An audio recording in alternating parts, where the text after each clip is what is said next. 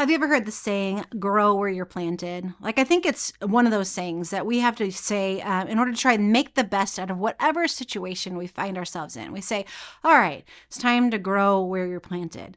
I mean, in our lives, we're thrown so many situations that are less than ideal. Maybe we're in a marriage that just doesn't look like how we imagined, or maybe we're in a job that leaves us kind of lifeless and lacking, or maybe our kids aren't exactly who we pictured that they would be.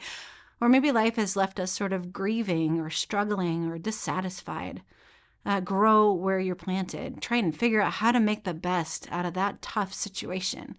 This is how I ended up a hockey mom here in Minnesota. I had no imagination or understanding of anything in hockey at all. After moving to Minnesota, I told my kids, all right, it's time for us to grow where we're planted. I think you should learn how to ice skate. Now my daughter, she ice skates 5-6 days a week.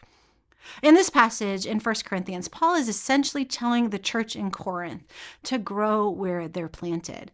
God's call in their life is exactly in the place that they find themselves, to make something good out of the situation that they find themselves in. Paul says to them that they should live the life as the Lord assigned.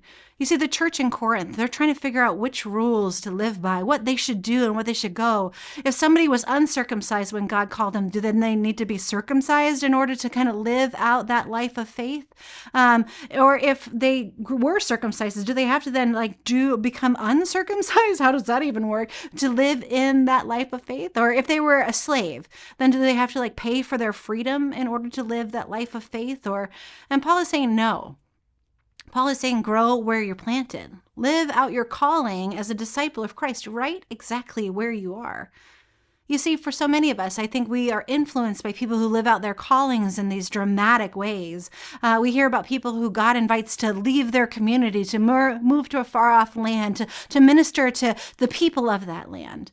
But what I think that chapter 7 is teaching us is really to grow where we're planted.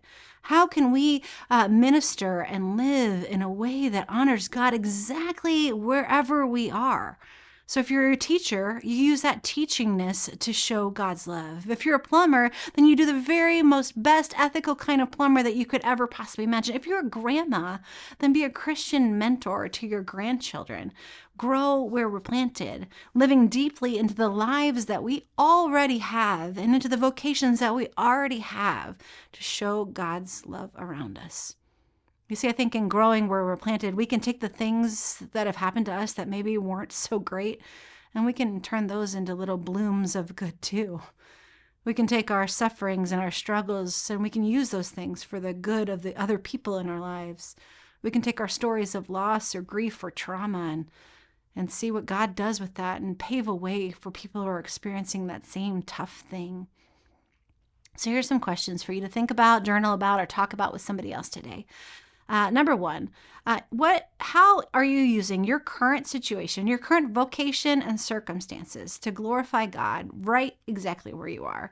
And number two, what experiences in your life that you have had that you can use to help others who are going to go through that experience? Thanks so much for joining us today.